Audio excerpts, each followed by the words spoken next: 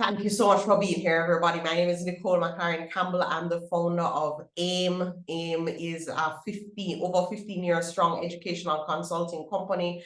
We serve students all over the Caribbean and throughout the diaspora. Our students are based, therefore, all over the US, couple boarding school students scattered through Canada and throughout the Caribbean. We've had students in the UK. We have students in Eritrea. Or students in Eritrea, I should say. So we are 100% online and we enjoy serving students and parents. So I want to just thank you for being here this evening. And I'm really looking forward to today because there is so much misinformation around applications, global applications.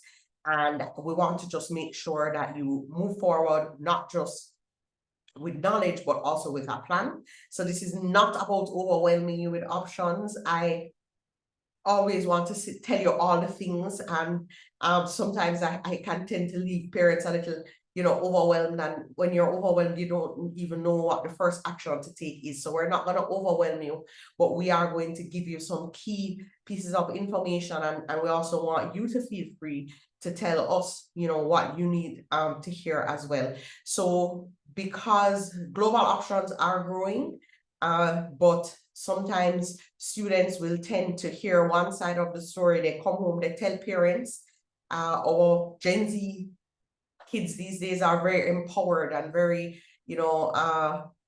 very convicted about what it is they want. Sometimes they're not totally clear on what the implications are.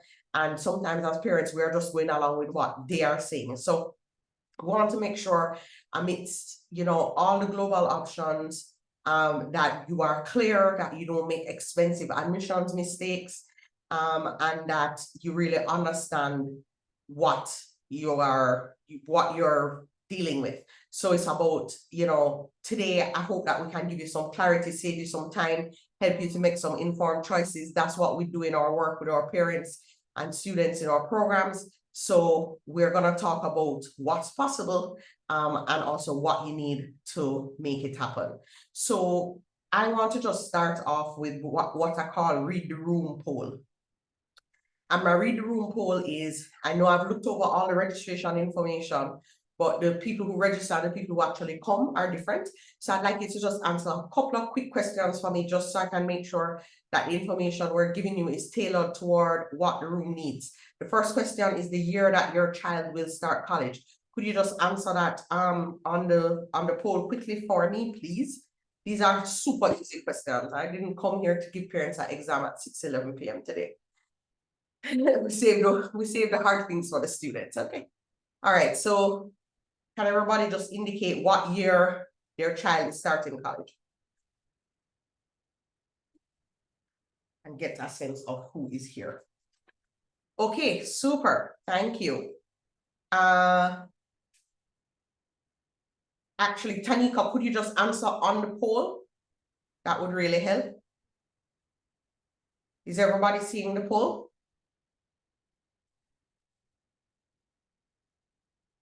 And you can also move on to Sharika and Cornell. Could you troubleshoot with Nissa and Tanika and tell them how to see the poll? Nadine also is not seeing the poll. Maliha, do you know how to view the poll as a participant? I certainly don't. I thought it just popped up on your screen. It didn't pop up, but you found it. Tanika, could you share how you found it just in the chat so that everybody else can know how to find it, if you don't mind being our teacher today? And then you can move on to question 2 once you've done one, which is saying how much funding, if we're dealing with an average cost of $40,000 US, how much funding do you think that you would need? Now, look, everybody wants 100% funding, okay? I just want to be clear that I totally get it. But I'm asking for the figure above which your child will not go to that place. So there's always that number. I remember when my stepdaughters were prepping for the process with her, and I had to sit down to talk to my husband about budget. He was like, I don't know what the budget is. I don't know. And I'm like, okay, what's the figure above which it's just not happening per year? And that really helped us to get clear about what that number was. So I know everybody wants 100% funding. Our job at AIM is to help you get 100% funding, but we also need to understand where you are.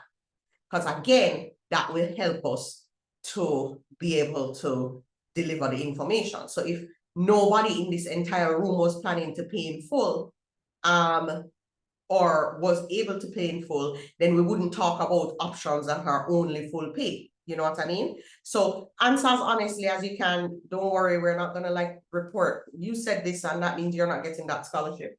That's not what we're doing here tonight. So please just answer as frankly as possible. All right. Okay, and then question number 3 is your app plans, right? So how many people in the room have kids who only plan to apply to Canada? And then only UK, and then only UK and Canada, and then only US and Canada. US and Canada could also mean US and UK, but the last question is asking, is US on your list at all? All right. So anybody else need to just do the poll? I think I need like 5 more people to do the poll for us to be at the participation number we need to be to move on. Peter Gay can't see any more questions. Tanika says the poll has disappeared. Sharika, Cornell, can anybody help with that? Oh, also Europe, I'm sorry. UK and Europe. Wherever you see UK, please assume Europe. I'm sorry about that. Yes, we help students apply to Europe, and we are talking about Europe tonight. So wherever you see UK, just also, I'm sorry, just also consider that to be Europe. Scroll down on this first poll and you'll see the other questions. Can somebody who saw the other questions tell us how? I don't think we can resend the poll. The only thing we can do is end the poll.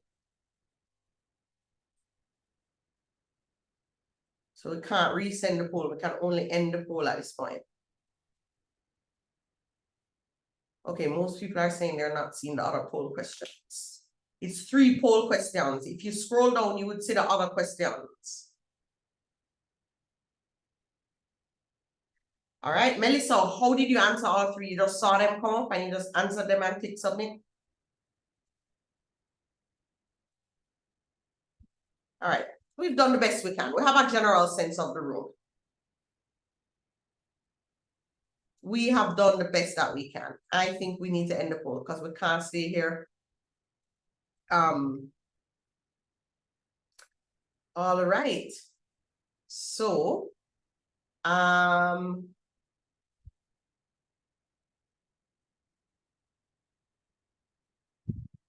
we have most people in the room, our kids are applying to college in 2026, which is great because this is where the urgency of the now is upon you. 2027, also great. This is because you have a chance to shape your profile as much as possible. 2028, 2029, the world is yours. You have real time. So that's really great. 40% of you need full funding. 42% could take 60 to 80. And then the rest, about 10%, are able to pay in full. And then most are applying to US plus something. Okay, great. That has been super helpful in just helping me to understand who is here, and that's going to guide how we deliver our advice this evening. So let's jump into the presentation. Maliha Sarwar, who you are seeing on screen, I'm going to allow her to introduce herself. She's been a fantastic addition to AIM, and her specialty is really focusing on Canadian admissions. She also works with students who are applying to the United Kingdom. Maliha, why don't you go ahead, and the US also. Why don't you go ahead and introduce yourself a bit, and then we're gonna jump right into it. Hi everyone, I'm Maliha. I've been working with AIM since September now, so it's been a bit. Like Nicole mentioned, I know a lot about Canada as well as the UK and the US. I did 2 degrees in Canada. I did my bachelor's degree at the University of Toronto, and I did a master's degree at McGill. So happy to answer any questions about going to school in Canada or even those specific schools if that comes up. But yeah, I'm super excited to be with everybody tonight to just get into some of the differences between these different education systems and how the applications and scholarships work in different countries. So, Fantastic. Thank you so much. So let me go ahead and share screen on the presentation right now. And then we are gonna just dive right into it. So that is everybody should be seeing screen now. Can we confirm that everybody is seeing the screen? Just need that confirmation. Can I get a yes in the chat? Okay, and I have located the chat. You know, when you're doing these presentations, you have to locate all your necessary windows. Okay, so you can be effective. All right, so today we're talking about UK, Canada, Europe, Caribbean, and USA. One of the really important things to just outline, so the webinar, quite a few people here, so just so that you know, if there are any, I will be taking questions during the presentation, but you can send a message to the host and panelists, because we have our Sharika here, who is our like program ops manager. She's amazing. She'll answer any questions that you have. So you can send a message to host and panelists if there's something immediate, if there's a question that you want answered by Maliha or myself. You can put it in the Q&A. We love answering questions. If you were here at the webinar last week, you know that we left not even one question unanswered. So I can promise you, you'll get all your questions answered and addressed. Okay. Okay, let's go. So UK, Canada, Europe, Caribbean, and USA.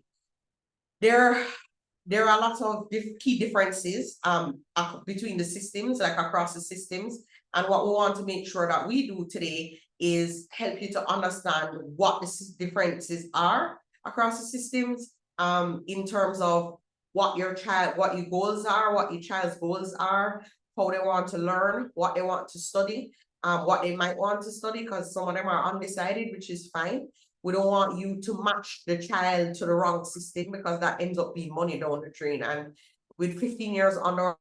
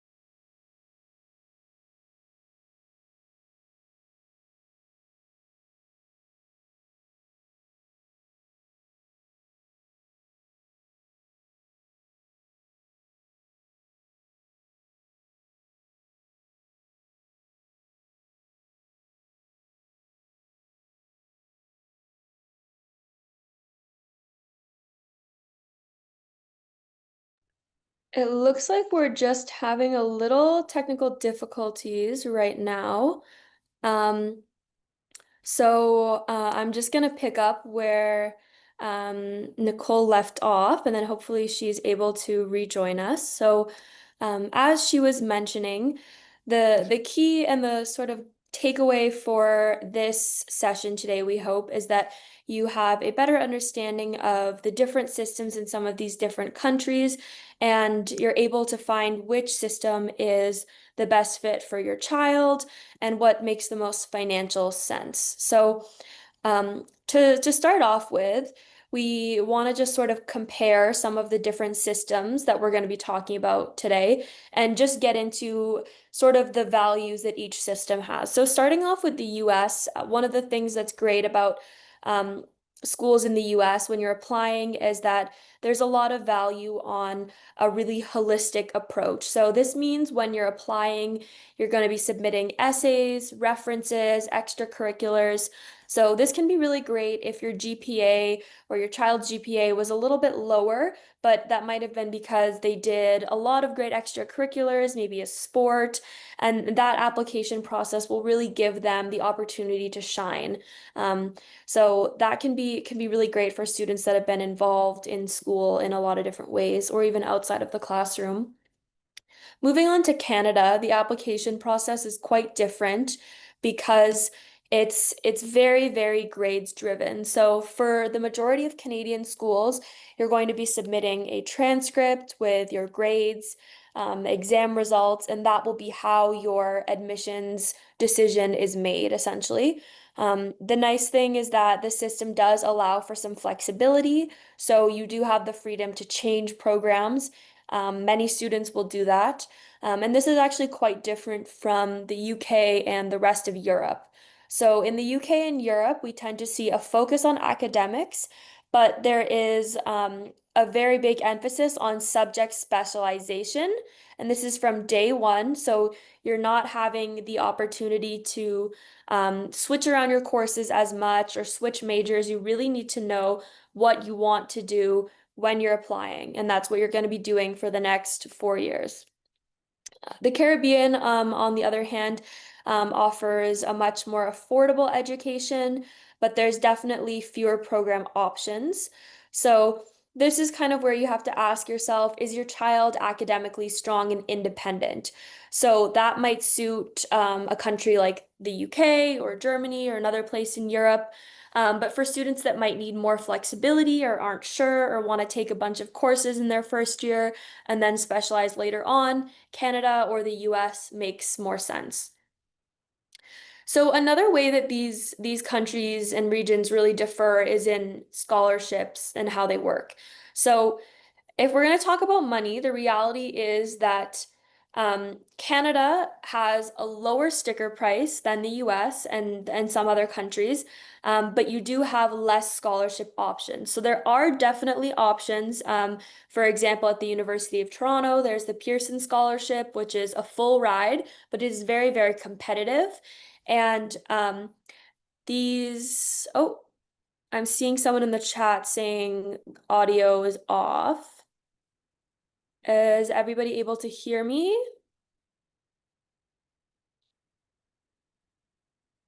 Oh, okay. Seems like most people are able to hear, so I'll just continue for now. So there are definitely opportunities at a few competitive schools for some very competitive scholarships. Some of them require a nomination from your high school.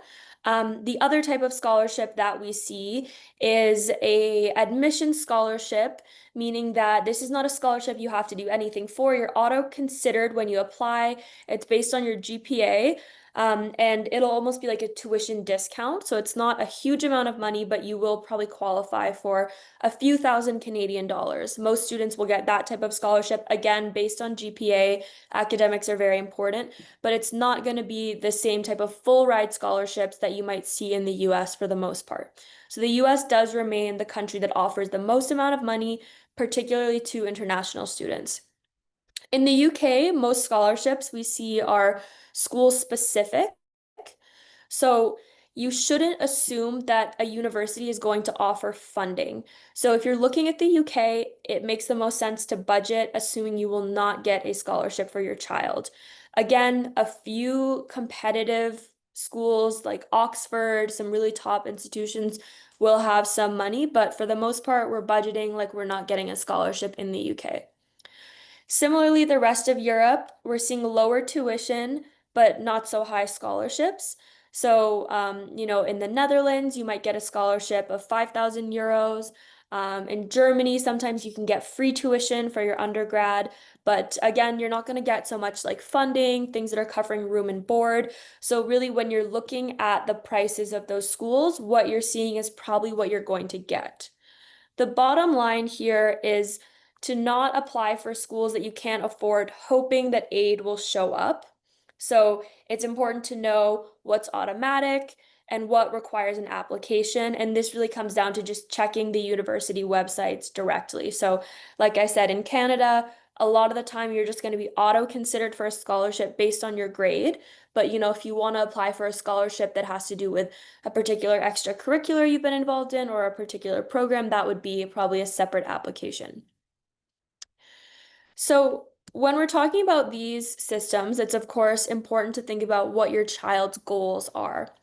So choosing a country is also about choosing a system that is going to match your child's style and long-term goals. This is probably one of the most important things. Again, these systems are quite different, like we mentioned earlier. So in the US, you have a lot of opportunity for broad exploration. You can even apply to programs as undecided, which means you're not committing to a specific program. You're just, in a period of exploration. So this is really great if your child isn't 100% sure what they want to study. Canada is similar in that way. You will be applying to a specific program for the most part, but you do have the flexibility to switch your programs to try something different if you don't like what you start off in. But there tends to be a little bit less support than you might see in the US. The UK, on the other hand, sort of other side of the spectrum here, really demands commitment. So from day one, students are specializing and there's going to be a lot of major final exams. We also see a lot of like direct entry programs in the UK, which again means that you're expected to specialize from day one and really commit to what you're studying. Europe also expects a lot of independence. So in Germany and France, for example, there is little continuous assessment. So that means that students are really going to be responsible for staying on top of their studies themselves. So when you think about careers like medicine or law in the UK and Europe, you are applying directly out of high school into those programs. So it's direct entry. In Canada and the US, that's a post-grad. So it does sound nice in some cases to think, oh, you can go straight into law school or med school without having to do an additional degree. But you really have to think, is this something that your child wants to be practicing law or medicine at 23 or whatever age they'll be when they graduate? Or are they still figuring it out? If your child feels a little bit hesitant, like, I like biology, maybe I want to do medicine, I'm not sure, that's probably not the program for them. So it is really something to think about because you do have quite a range across these different regions, and it really depends on the child and their learning style and what their long-term goals are. So as we start to think about calendars and deadlines and tests, I know for some of you, if your child is looking at starting college in 2026, this is probably on your mind right now. Each country and region, again, is going to have its own deadlines, its own calendar. So this is something that's really important to stay on top of. In the US, applications will open as early as August 1st, and these early deadlines are usually in November.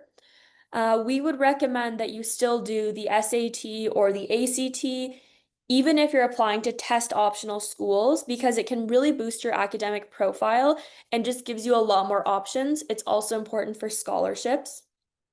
In Canada, most deadlines are around January or February. Again, we're saying deadlines here as in the last possible day to submit, not when your child should be submitting. So when the deadline is January or February, it's still good to submit earlier. Most Canadian schools will do what they call rolling admission, meaning as students are applying, they're also hearing back and getting spots at a university. So if someone applies in October and they're given a letter of acceptance and they accept that letter and you don't apply till November, that means there's one less spot taken from you, right? So it always makes sense to apply earlier. In Canada, usually there's no need to submit SATs. It's just your academic transcripts. In the UK, the system is called UCAS, and those applications will open in early fall. So that's usually mid-October. October 15th is a key date for students that want to apply to either Oxford or Cambridge, and also for students interested in medicine or veterinary sciences. Um, so I'm seeing someone in the chat saying, can you repeat the deadline for the US? So the date that I mentioned was August 1st for applications opening. And then early deadlines, meaning early action or early decision, are typically around November. So that would mean your child is applying early and they get to hear back earlier.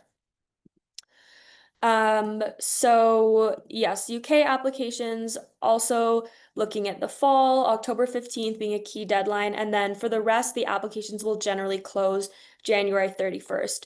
This is again another system where you see those rolling applications. So I've seen students apply, and then a couple weeks later, they will hear back from a school.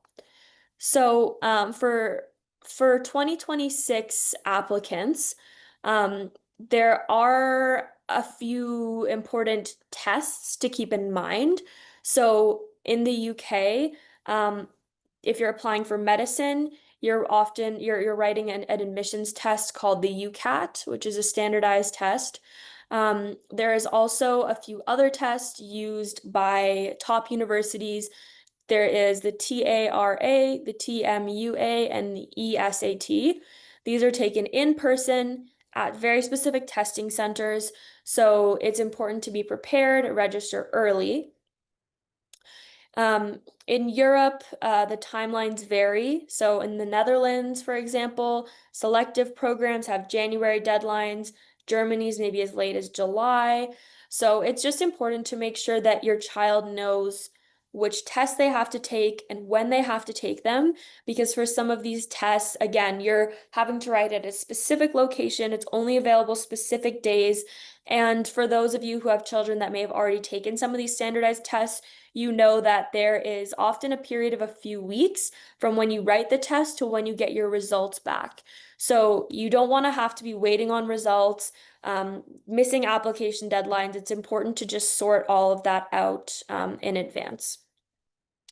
So some other things that I want to touch on are avoiding some really common mistakes. And this is kind of the stuff that we help you out with at AIM, because some of this is, common misconceptions or just things that you don't think about. So the number one thing here would be assuming that scholarships will cover costs when they might not exist. So like I mentioned earlier, when you're applying to these different systems, it's important to know what type of funding is available, particularly if you're an international student, because that can also really vary what is available to you. And we don't want to be applying thinking that money is going to hopefully come in, but then not knowing whether or not it will and not having backup plans. And also just not knowing, which system will suit your profile best and your financial needs. So applying to schools without a financial plan or making assumptions about scholarships is a big no. Another thing is choosing programs that don't align with your career goals.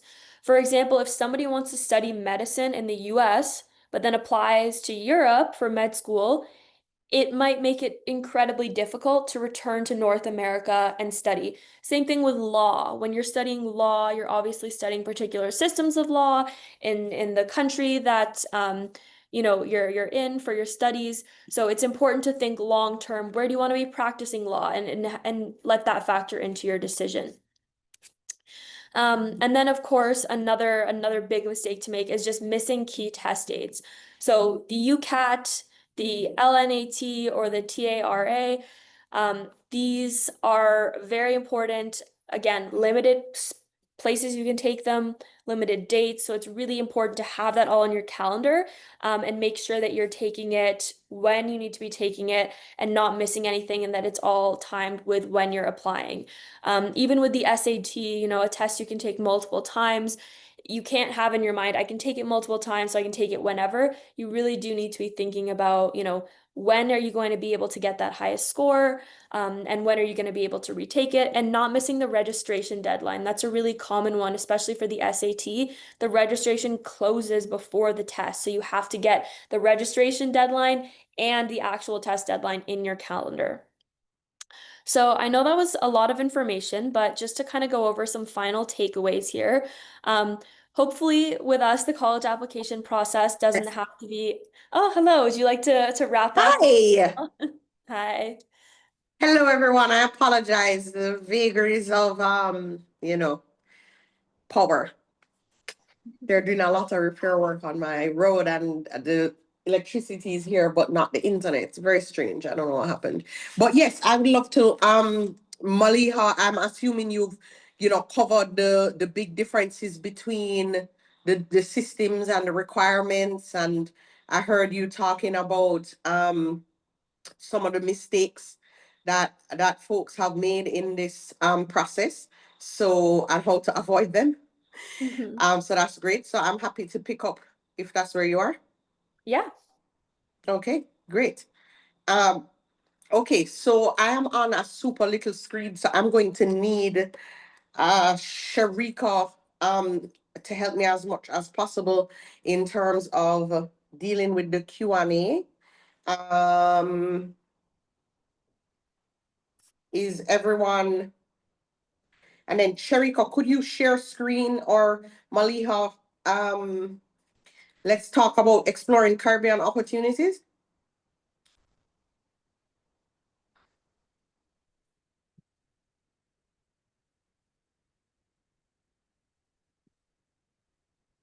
I don't have the slides right now, so maybe Okay, Sharika. can Sharika take over the and go ahead and do that? No, this is kind of wonky. Look at that. My computer is back up. I have the slides, I have everything. Everything is just going back to normal. Thank you, Father. It took several deep breaths a while ago. I was like, everything is going to be fine. Calm down, take deep breaths.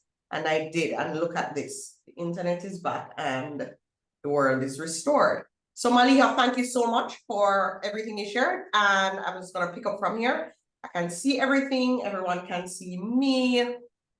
We are going over to here. All right.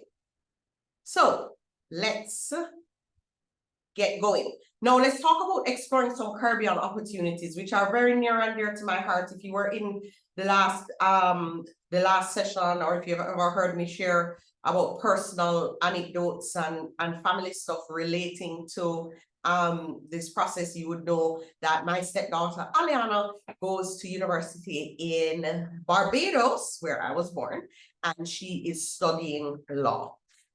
And so I believe very much in the right fit always. Ali went through our program. She did the SAT maybe four different times. She raised her SAT score by almost 500 points. She wanted to have options. She's the kind of child that wants to have options in front of her, so she feel like she's choosing from a place of choice, which I don't know if are there any parents in the chat who can relate? Just say me, so I know that we are not alone in this.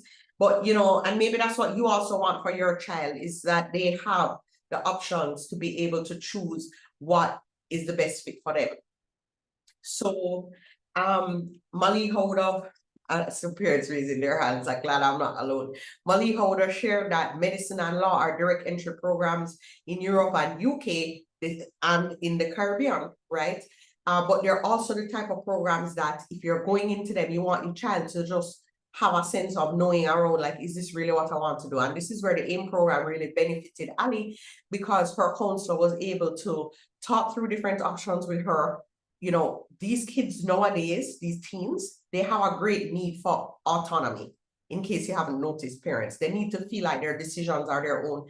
And we want them to feel like their decisions are their own, because we're in the business of training them for life. We're not in the business of making their decisions forever. We want them to get off the payroll pretty soon. So she was able to have these conversations with her counselor, identify summer programs that would help her learn a bit more about the law, because a lot of times, you know, kids are told that if they're good at arguing or they're good at debate or good at certain sciences or whatever, then they automatically need to do med or they automatically need to do law.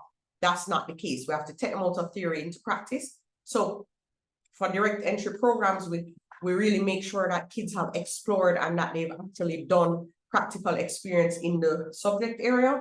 And so that's really, I really want to point out that that's really important.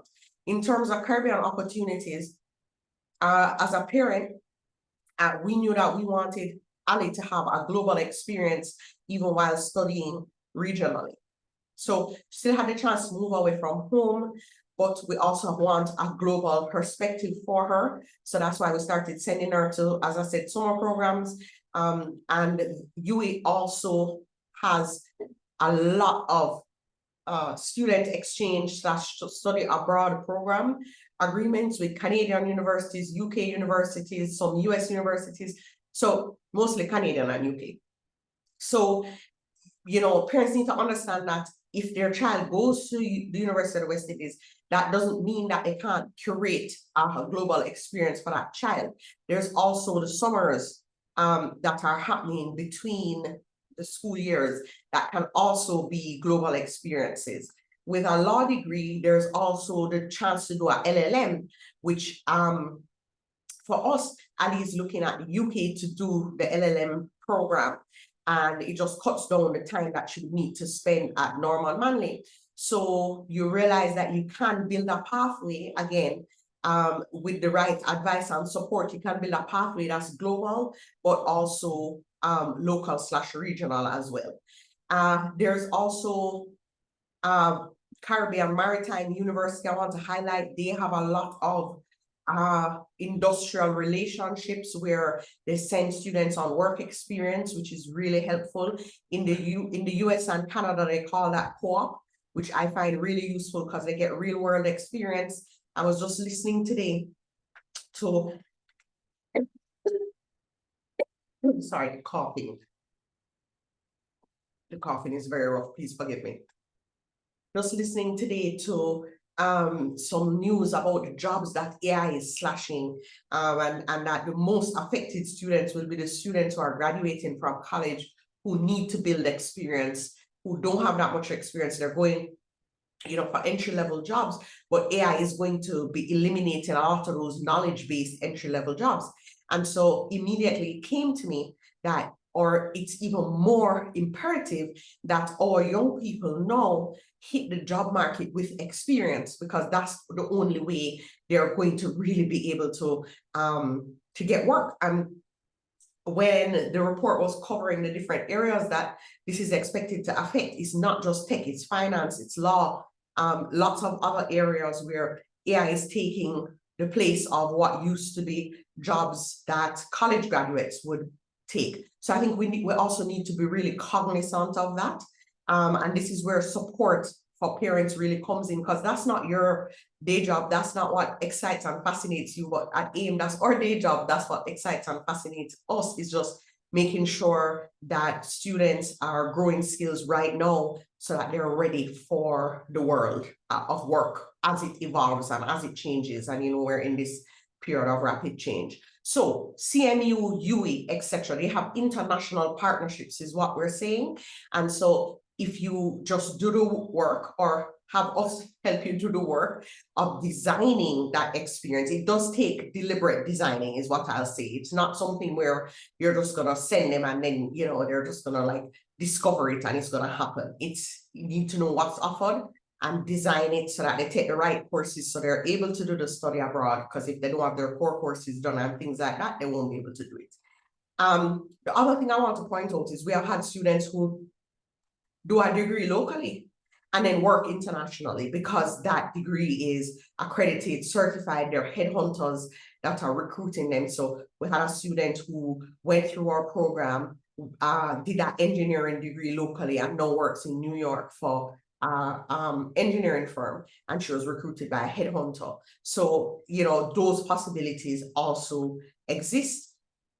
The value proposition for medicine and law being that these degrees are much less expensive and take less time if you do them Caribbean or locally, with medicine, you know, there are several steps after you do the USMLEs, etc. But what I know for sure is that most doctors in the US are in debt. Student debt crisis in the US is out of control. And sometimes you'll have the Caribbean trained doctors working right alongside the US doctors, and US doctors are in tons of debt. Every time they get paid, like their salaries like chopped because they have to be paying back these student loans, and our kids don't because they didn't have to you know, pay as much. They paid a third of what a US medical degree would cost. I have one of those clients that I coach actually, who is trained at UWI, works out of Atlanta right now. And again, her colleagues are in debt, she's not. So the pathway is so important. And I just want to also emphasize, maybe Maliha mentioned this, but you know, power cuts, etc., which we didn't plan, but such is life, is that the most important thing is to make sure, again, you match the system to the child. So if your child is not sure, Maliha probably shared that the broad-based US system is probably the direction you want to go in. The other thing that you want to keep in mind is that USA allows you to explore more. Canada does some of that, but not as much. And then UK and Europe would be the more kind of fixed programs where you really need to sort of know what you're doing. Caribbean is that way in a sense as well, because it's modeled off of UK. Now, what else? I think really important to point out is that, as I said, you need to match the system to the student. The other thing that carries through in studying globally is to start early. I think this might be the number one lesson that I have seen and learned from parents at AIM over the last 15 years. I have seen where outcomes for a student who starts early with less, you know, what they would call like being less naturally bright, or, you know, less, there's a way in which there's high potential, brilliant students that don't get the outcomes that students who might be less talented than they are in certain ways get, because the student starts too late. This is a gradual process. This is a building. This is a build up. In the admissions environment today, if you were at the session last week, you learned that the US is changing in all kinds of ways, but everything changes when the US changes, and we know this as well. You know, Canada has also slashed the number of study permits that they approve every year. Europe announced changes in restricting the number of international students because of their refugee crisis. You know, UK made some changes that even make it more difficult for international students to work afterwards. There is no one path that is easy nowadays. Everything has its pros, cons, drawbacks, etc. So the number one thing you have to do is understand the facts of the situation, your child's profile, goals, and needs, and then match accordingly. And this is, you know, can be complex work, and this is how come we're employed. So I want to encourage you to start really early so that you don't feel, you or your child don't feel like under pressure, and you can take your time to understand your child's strengths and goals, and strengths and goal development. That's work that we also do at AIM to support students. So that's really important. We talked about matching the country system to the learning style and the career path.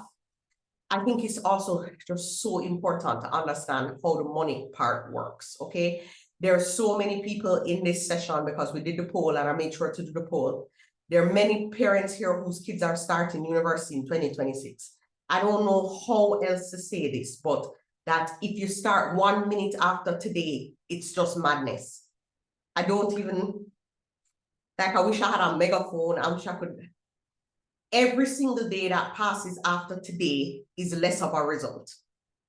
It's less of a possibility. It's, you're just like taking away probability and chances of maximizing success in this process. It shocks me that parents who have kids starting university in 2026 think that they have time. They think they have time because the child doesn't start till next year, August, not realizing that earliest applications begin to go in and scholarship apps in 4.5 months. The environment right now is extremely competitive. I had a parent tell me, oh, I don't need to think about SAT or think about any of that because my daughter says she's only applying to Canada. When I probed a little bit more, I found out that this parent needed like at least a 90% scholarship to make this work. Now her child had the profile and the grades to do it, right? Yeah, I just share that, she did. But not with Canada alone on that list. It's not because your child is not talented, it's because numbers don't lie. Then there are the people who say the same thing about UK. UCL has 10 scholarships for all the international students that are applying. And UCL is only one of like maybe under 10 programs in the UK that even give money to international students in the first place. The US remains the country with the most money for international students. And that's just a fact. No, if you're in the 10-15% of parents who answer the poll who are like, you know what, we have budget. Because when you look at costs, for $40,000 can go a very far way in every country. In the US, private school can cost anywhere from $100,000 to $35,000, all costs in. This is assuming your child is not a resident of any state, because then it's even less.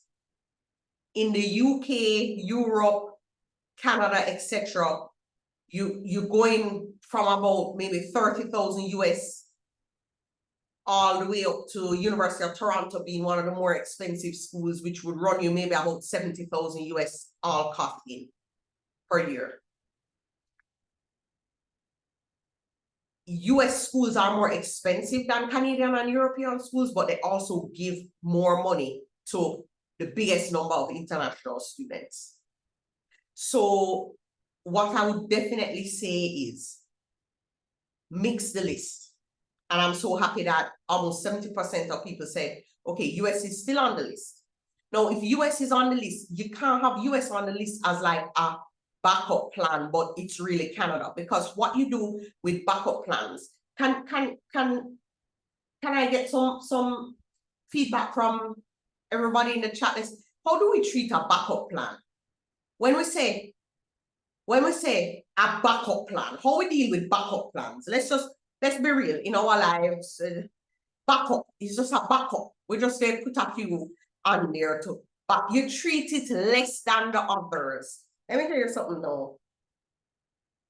You can't play, just don't waste your time. If you are going to treat the US like your backup plan where you don't prioritize it, thank you, Tanika, you don't put that much energy into it, thank you, Crystal, you pay less attention to it, thank you, Tishani, okay? You don't take it seriously, thank you, Christina. No bother. You will be wasting your time. Trust me, I'm just here to tell you, the US environment has never been more competitive. You cannot have it as your backup plan. You have to put your back into it, meaning you have to put your energy into it. You need to treat everything as your top plan, because the environment is volatile and it's competitive. It just is what it is. I don't make the rules, but I'm telling you about the rules. I have students. I had to contact a student's father today, because you know when them rile me up, you know, me no run joke with picnic, me no run joke, you know, I will just tell you straight. I had to call dad because I know. I said because when I'm ready to take it to picnic, I just have to make sure the parent know what's coming. So when the picnic go ball to the parents about what Auntie Nicole said, at least I know say I did done issue the warning. This child says she can't bother with SAT anymore. And she can't bother put any more money into SAT. That's like registration, etc. She never touched tutoring yet, which she doesn't need. And so she thinks she's not going to bother do it again. I said, just appreciate that the $75 registration for SAT and the $1,000 that you're going to pay for tutoring our class, or the $2,000, whatever you're paying, is a minute fraction. Is anybody here good at math? Tell me $2,000 out of 100,000. How much percentage is that? Anybody here can just say it off the bat? What is that? 0.05? Somebody tell me what it is. Listen, you do the math. But the point I'm making is, if you think investing in doing the process the right way, which is the way to maximize your outcome, is expensive, you need to get a college bill. You need to get a tuition and room and board bill, and then you're going to know what time it is. One of the hugest other mistakes I see people make, right, is where they're like, they apply to all these schools, spend up this money on application fee, right? And they're not worrying about the funding right now. Once the child gets in, they'll think about that. So then the child gets into all these great schools with no money, and then they're calling and asking, do you know about any scholarships we can apply for? They're calling NCB and calling Scotia and calling up Grace and all these people. Grace and Scotia and NCB are not funding you to go to the United States when they could fund for the amount of students they could fund to go to UWI, which is what they do, right? That's where the scholarships are. For the amount of students they could fund to do a local degree to go to UWI, etc. They're not going to take up this block of 50,000 US, 30,000 US and give you when that could fund 10, 15 students at UWI. It's just not going to happen. The money for the US is with the institutions. It's not out there on FastWeb and these places where you think you can just Google and find scholarships. That's why you don't find them. They're not there. So what you have to do is have a plan that involves applying to the right list of colleges where the scholarships actually are.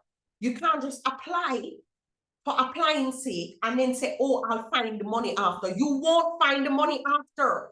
The work for success in this process is done on the front end, not on the back end. Let me just repeat. The work for this process is done before the application. It's done years before. It's done months and months before. It's not done after you press submit. That is not how it works. And that's a big misconception that has a lot of high potential students and their parents feeling extremely disappointed with how things turn out. So I really want to just, make sure that I'm emphatic about this. Yes, Christina, we really don't take it serious. It's quite, it's quite serious. All right. So what are the next steps? The next steps. If you have a child starting college in 2026, I would run and not walk to sign up for the SAT/College Gateway program. Why do we call it SAT/College Gateway? Yes, it's a SAT class, but understanding needs right now, I could never. The SAT score is the goal, but it's also not the goal. Does anybody understand what I mean by that? It's the goal, but it's not the goal. Because there are too many students walking around with a high SAT score, and then when it comes down to it, they don't go away to college. Anybody has heard of anybody like that? Tell me in the chat. You must have. I know you must hear about this student. Oh my God, they had this high SAT score. And oh my God, had this, and oh my God, had that. And like them never get in, or them never go get no scholarship, or them never. Thank you. We have all heard about those students. The high SAT score is the goal, but it's also not the goal. The goal is to get in to a college that's a fit for you with the money that you need to go. That's the goal. And so it just became not enough for us to be doing SAT classes when we were just seeing people stop there and think, oh, well, I have a score now. Let me just fill out this application. It's not about just filling out an application.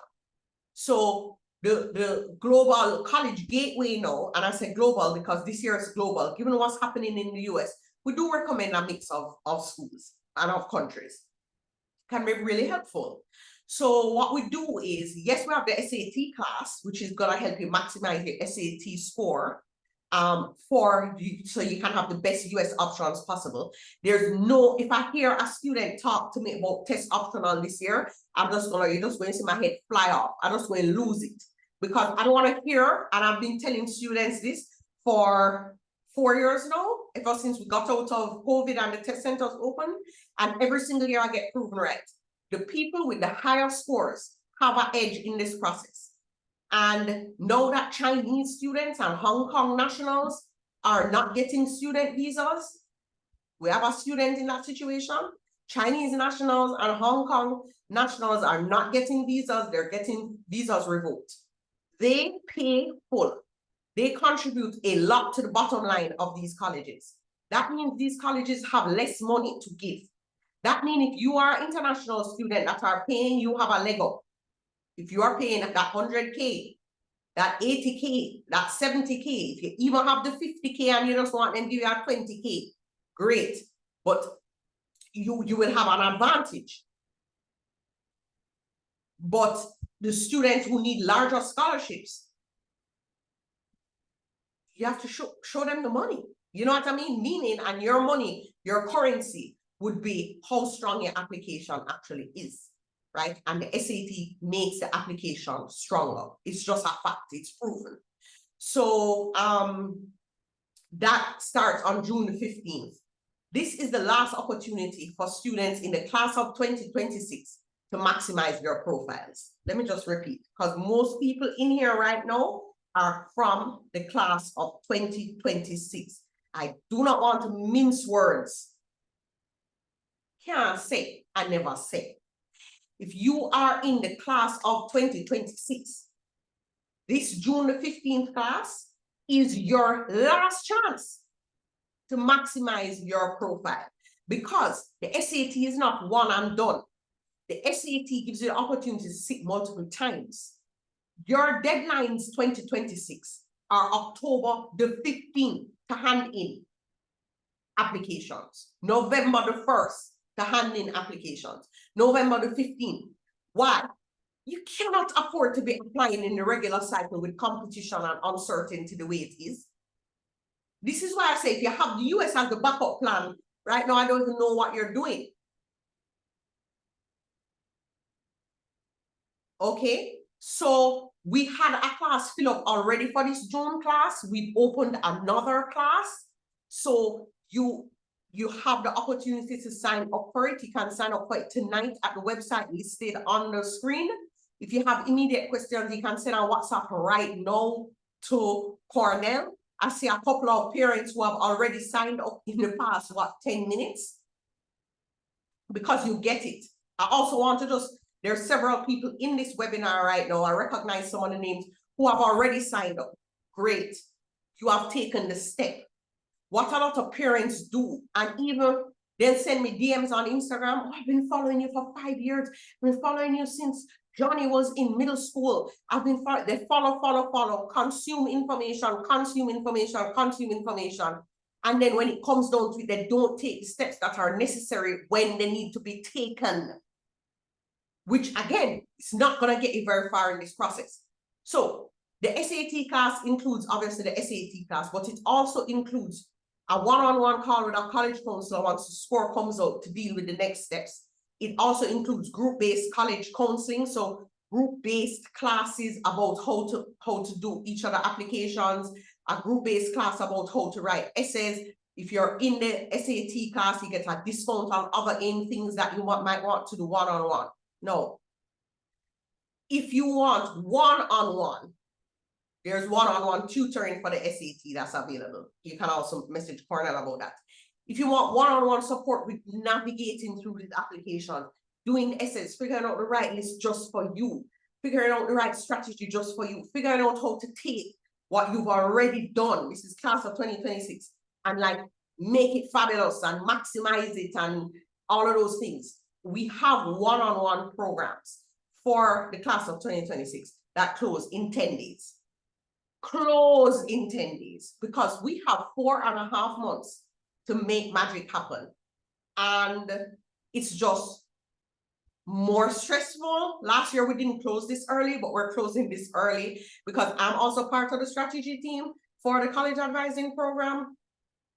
And I want to just make sure we have our dashboard of students very clear. We had 8 spots last week's webinar, and I think now we have maybe 4. And so if one-on-one is something that you know you're interested in, let Cornell know. He'll walk you through how it works, how the program works. If you want to have a one-on-one meeting to figure out, is one-on-one a good investment for my child given their profile? Does this even make sense?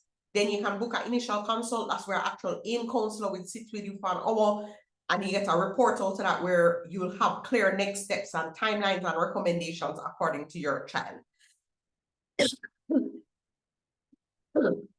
You register and pay for the actual exam separately at collegeboard.org. Okay, so we don't register you. None of the money you pay us pay for the exam. The exam is $75. You or 100 and something if you're international. You register for it yourself at collegeboard.org. If you are in the class of 2027, the college advising program is also open for you now, because now you have not 4.5 months, but you have 16.5 months, which sounds like a lot of time, but really isn't. But we can still do a lot in 16.5 months. So we really invite 2027 parents, do not wait until next year this time, because now we have time. We can build summer activities. We can really take you over the top to truly maximize. We can build out hook. We can do so many different things. Your class begins in July. Again, you want to super score. So you sit the SAT multiple times to build the highest score possible. I have had one of the students we have this year who has over $1 million in scholarships, pick, choosing, and refusing from. She did the SAT 3 times over the course of a year. My stepdaughter, who raised her score by 500 points, same thing, 4 times over the course of roughly a year. So this is not the kind of thing that you just kind of just, oh, you just let them go do the exam. This is not CXC, this is not CATE, this is not, it's not that kind of a situation, okay? So it's really very important for the 2026 students to just get into the June class. This is what you need to do, because you need to do the August exam. You're probably gonna need to do the September and the October. You can do those 3 or 2 out of those 3 before October 15 deadlines. And even then it's tight, right? It is still tight. Okay, so let me go ahead and take some questions now. There are some questions in the Q&A that I would love to answer. Okay, academic scholarships in Canada, is that for overall GPA or GPA for certain subjects taken into account? For example, if my daughter wants to study engineering, will her GPA in the math courses she completed in high school be taken into account? So the focus will be on the core subjects, including the subjects that the students, the prerequisite subjects for the major. That's correct, right, Maliha? Yes. Okay, great. How about studying medicine in China? We have had information on that in the past. We didn't have information for that ready in this session. That's a request you can send in to us, and we can just gather that research for you. We have had students from St. Andrew High, specifically go to China to study medicine. The cost is significantly lower, I can tell you that. And we would be happy to help you with that. If you just send us an email at admin@aim.edu services, we can put you in touch with the guidance counselor at St. Andrew, and she can, if you just want to find out some quick information, if you want us to pull the research for you, we can do that as well. Would you recommend studying actuarial science locally or overseas? Actuarial science is the kind of thing that is very convertible because you do the exams, it's an international certification. So at the end of the day, again, this becomes more about like what's the right fit for you, what are you really looking for in terms of undergraduate experience, where do you want to work, and just have that pathway very clear. How do I sign up for AIM early? Sign up for AIM early. You can sign up. Oh, AIM early, by the way. I know we have 2028 students in here and a couple 2029 students or parents of those. You can sign up for AIM early on right now with Cornell on 276-8579. As well as tomorrow. It's the program, the first AIM early session for this cycle is next week. There's a session next week, Wednesday, for the group. And then there are one-on-one sessions that are, or next week, Tuesday, is the first session for the group, AIM early. And then there is also going to start one-on-ones next week.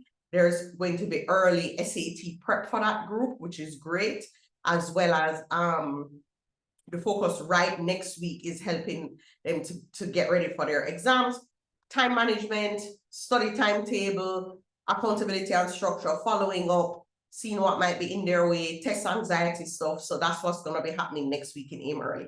So you can 876, yes, the number is, Cornell's number is on the screen. Okay, it's 276-8579. You can WhatsApp. He'll be happy to get you signed up for AIM early. As I said, that starts next week, and the focus is going to be on exam success, just because that's where we are right now. And then after that, we have a whole exciting curriculum. AIM early is like my baby. I feel like if I can't even take any more babies, but obviously, maybe I can. AIM early is my baby. I love AIM early because I think it's just so foundational. And so key. So love AIM early.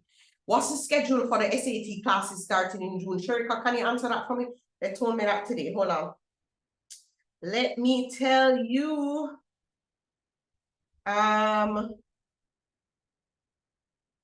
Okay, Monday and Thursday at 4:30 p.m. And classes are 3 hours. And then we have another class that is Tuesday at 4:30 p.m. and Saturday at 10 a.m. Okay, so those are the classes that we have. Thank you for asking that.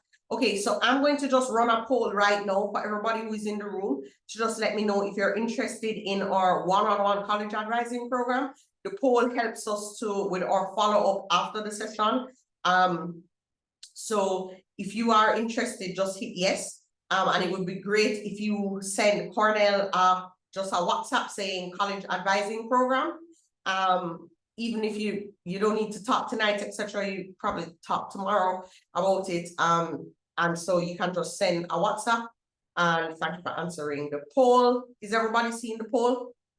Just go ahead and hit yes or no.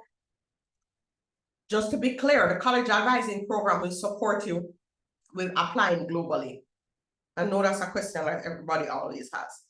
All right, so I answered the questions for SAT. SAT is what you want to sign up for tonight because we don't have many spaces left and it's extremely time sensitive.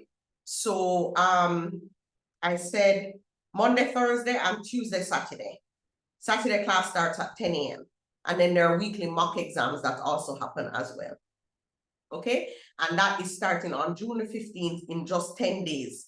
So you definitely want to send Cornell a message or jump on the website and go ahead and sign up for that. Okay, yes, we help students interested in the performing arts all the time. Definitely, we have had singers and actresses and all kinds of different directors, photographers. Yep, we definitely help.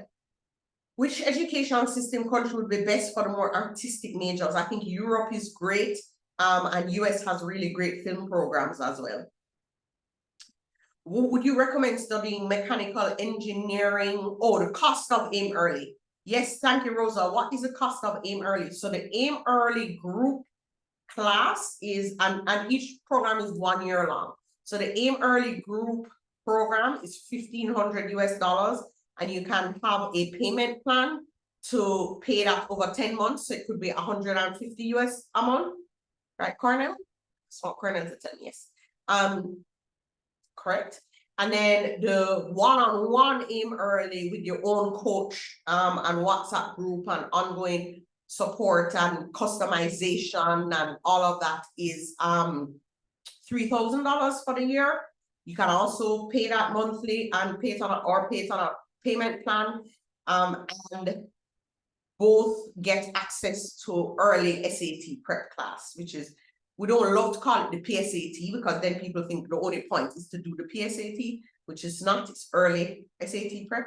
So if your child is very young, like in grade 7 or grade 8, we definitely recommend one-on-one AIM Early. If they're in grade 9, grade 10, so they're starting college 28, 29, then you can do the group program. If it's any later than that, then you want to definitely do one-on-one. Okay, would you recommend mechanical engineering if the child wants to get a professional license in Jamaica? Okay, I'm going to be honest, I don't know that much about the engineering program at UWI. I know UTech, I know more about the engineering program at UWI, so that is something that we would need to just double check. Which country is best to study IT?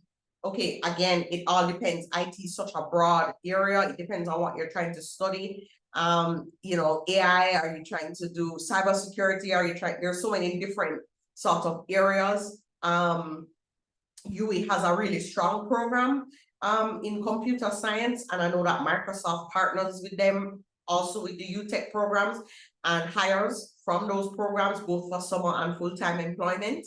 So that's something to consider. It's obviously a respected program, but there are some countries, some programs in the US that are a bit more specialized and will have more access to like cooler resources and internships and that kind of thing. So I think, you know, it's definitely something exciting to study overseas if you can. What if you've taken SAT already but need the college counseling sessions? That's where you look into the college advisory program. If you already have your highest possible SAT score, then you are looking to the college advising, essay sessions, the application, all of that. You can just message Cornell tonight and just put college counseling and he will get back to you tomorrow. He's going to prioritize SAT signups tonight because that's the program that has the least amount of space and also is going to close really quickly. If you are starting college in 2026, the college advising program is also going to close in 10 days. That only has 4 spaces. If you notice, we don't really advertise it a lot. You don't see us posting a lot about like joining the college advising program because again, we want to just make sure that it's the right fit, etc. So it normally happens after initial consultation. But you can go ahead and just talk to Cornell about that and he'll get back to you tomorrow. Okay, we talked about the price of AIM Early already. Which country does the SAT carry more weight than the audition tape or portfolio? I wouldn't say the SAT carries more weight than the audition tape or portfolio, but it is an important part of the profile, especially if you want to get scholarships. Is the nursing program at UWI accepted globally? For employers, it is. Yes, I know that for sure. Okay, yeah, look like we're finished with questions here. Best country to study finance. UK is pretty strong to study finance. US is strong to study finance. Outcomes out of Jamaica have been great studying finance as well. Which country would you recommend for studying software engineering and real estate? Okay, that's really too. Real estate is the kind of place you kind of want to study based on. Real estate is really different depending on the market that you're in. I've had students study real estate in the UK and come back to Jamaica and do really, really, really well. Real estate is in the business programs in the US. I would say it depends on where you want to work and live.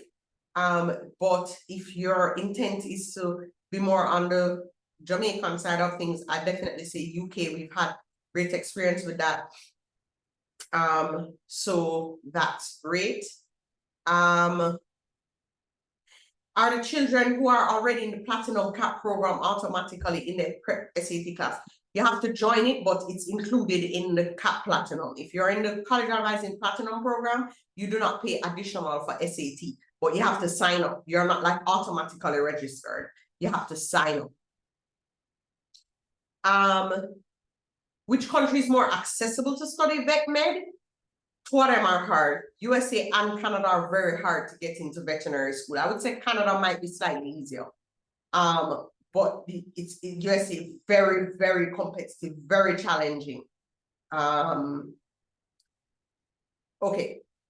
My daughter wants to study business and law, but she wants to be able to come back home. The Bahamas, which country is best? We were thinking UK because of the legal system.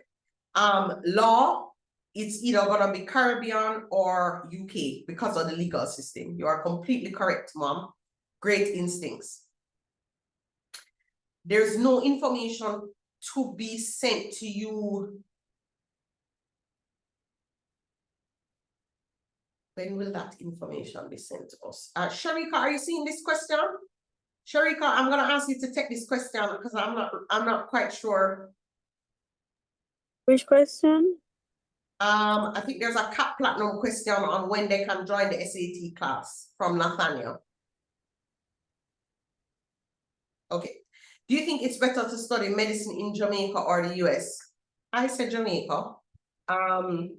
No, it depends though. It really just depends. It depends on your budget, depends on your timeline, depends on where you want to work afterwards. You have several things that it depends on. Jamaica is gonna be much cheaper. By a lot. And Jamaica is a direct entry program. US, you're going to need to do a first degree and then apply to med school through a whole process. And it's going to be more expensive. So if budget is enough, I have several students who do it different ways. So I have students who go abroad to the US to do a 4-year degree, then they come back to Jamaica to do medicine. I have students who go directly into medicine in Jamaica. I have students who do a 4-year degree in the US, then go to the UK for medicine. Some that stay in the US and do medicine in the US. So I've had every kind of experience. It depends on your citizenship, and your costs and where you want to live. If you want to be a pilot, then you want to go to pilot school and just get the hours. Okay, so thank you so much for all of your questions. Wait, I see a couple more. We only have time for like 2 more questions. And some of these questions are so specific that without some of the questions are so specific that without knowledge of the overall profile, I would be definitely a rogue counselor to tell you that I'm giving you the best advice because I don't know you, I don't know your profile. As I said, it just, where do you want to live? What is your budget? All of these different things. So, you know, it's just, if I don't answer the question, that's because it's too specific to answer. Which country is best to study animation? Animation is the kind of thing where I would want you to choose a university where there's good ties to industry, because you want to be able to get work with companies and experience with companies that hire animators. So I would definitely want to tell you to go where the animation industries are a bit more developed, even though you could do it locally, but I definitely recommend the US for that. Okay. That brings us to the end of our meeting. So I want to thank you guys so much for being here with us. If you have any more questions about any of our programs, and if you need help signing up, as I said, Cornell is happy to help you. If you have questions that you would like a counselor to answer, then you can book a consultation at aimonlineacademy.com/initial. If you have any other sort of questions, you can also just shoot us an email, admin@ameduservices.com. I want to thank you guys so much for being here. There were so many questions. It was so live. But as I said, a lot of the questions that are really specific would require a deeper probing. It would require having more knowledge of the overall profile, things like your GPA, things like your budget, things like your past experience in the field, things like your future goals and plans. I just want to emphasize that, like, this is, I know everybody wants quick answers and I get it because I'm an instant gratification kind of girl. So believe me, I understand, but it does not make sense to try and get a question that needs 15 other questions answered to make, this is your life. These are big decisions. This is not the kind of thing where you ask somebody who doesn't know you, oh, what do you think I should do? This or this? They're not good if they're just giving you a surface answer. So I would encourage you, many of you sound like what you need is an initial consultation. Go ahead and get it booked.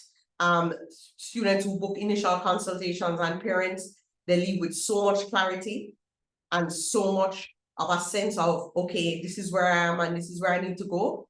It's worth it. It can't happen tonight. And you want answers tonight. It's definitely worth it. I am so sorry for all the coughing. Thank you again. I hope you have a brilliant night and take very good care. Bye, everybody. Thank you. You are so welcome. Oh gosh, Sharika, could you stop the recording so it doesn't feature me coughing? You're so welcome. Bye, Peter Gay. Bye, Tishane. Bye, Sandra. Bye, Tamoya. You're so welcome. Bye, Crystal. Bye, everybody. Thank you. Thank you, thank you, thank you.